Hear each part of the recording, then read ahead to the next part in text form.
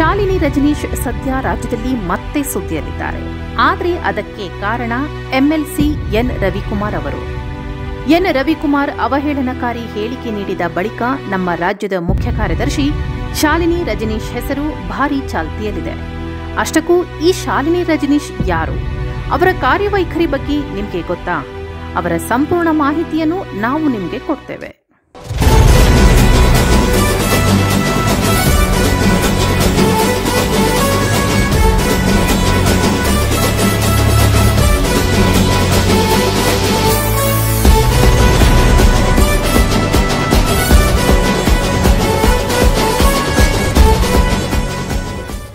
ಶಾಲಿನಿ ರಜನೀಶ್ ಅವರು 1989ನೇ ಬ್ಯಾಚ್ನ ಐಎಎಸ್ ಅಧಿಕಾರಿ. ಅವರು ತಮ್ಮ ಆಡಳಿತಾತ್ಮಕ ಹುದ್ದೆಯಲ್ಲಿ ಅಪಾರ ಅನುಭವ ಹೊಂದಿದ್ದಾರೆ. ಕಳೆದ ವರ್ಷವಷ್ಟೇ ಅವರ ಪತಿ ರಜನೀಶ್ ಗೋಯಲ್ ಅವರು ಮುಖ್ಯ ಕಾರ್ಯದರ್ಶಿ ಹುದ್ದೆಯಿಂದ ನಿರ್ಗಮಿಸಿ ನಿವೃತ್ತಿ ಪಡೆದಿದ್ದಾರೆ. ಅವರ ನಂತರ ಅವರ ಜಾಗಕ್ಕೆ ಶಾಲಿನಿ ರಜನೀಶ್ ಅವರನ್ನು ಮುಖ್ಯ ಕಾರ್ಯದರ್ಶಿಯಾಗಿ ನೇಮಿಸಿತು. ಗ್ರಾಮೀಣಾಭಿವೃದ್ಧಿ ವಿಚಾರದಲ್ಲಿ ಪಿಎಚ್ಡಿ ಪದವಿ ಪಡೆದಿರುವ ಅವರು ಸೈಕಾಲಜಿಯಲ್ಲಿ ಗೋಲ್ಡ್ ಮೆಡಲಿಸ್ಟ್, ಅಮೆರಿಕದಲ್ಲಿ ಎಂಬಿಎ ಪದವಿ ಪಡೆದಿದ್ದಾರೆ.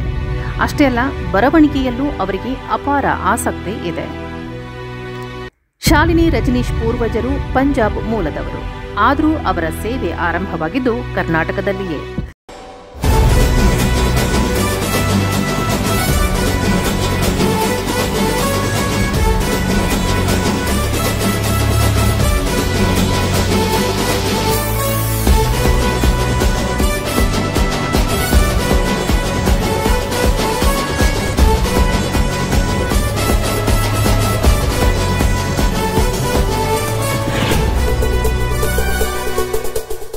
ರಾಜ್ಯದ ವಿವಿಧ ಕಡೆಗಳಲ್ಲಿ ಹಲವು ಹುದ್ದೆಗಳನ್ನು ಸಮರ್ಥವಾಗಿ ನಿರ್ವಹಿಸಿದ ಅವರು ಸದ್ಯ ರಾಜ್ಯದ ಮುಖ್ಯ ಕಾರ್ಯದರ್ಶಿಯಾಗಿ ಸೇವೆ ಸಲ್ಲಿಸುತ್ತಿದ್ದಾರೆ.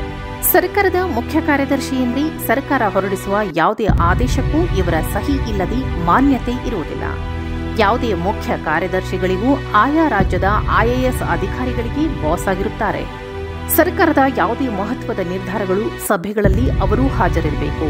ಮುಖ್ಯಮಂತ್ರಿಗಳ ಜೊತೆಗೆ ಸಲಹೆಗಾರರಾಗಿ ಆಡಳಿತದ ಮುಖ್ಯಸ್ಥರಾಗಿ ಅವರು ಕಾರ್ಯನಿರ್ವಹಿಸುತ್ತಾರೆ. ಇದೀಗ ರಾಜ್ಯದ ಮುಖ್ಯ ಕಾರ್ಯದರ್ಶಿಯಾಗಿರುವ ಶಾಲಿನಿ ರಜನೀಶ್ ಅವರು ಇನ್ನೂ 2 ವರ್ಷದಲ್ಲಿ ನಿವೃತ್ತಿ ಹೊಂದಲಿದ್ದಾರೆ.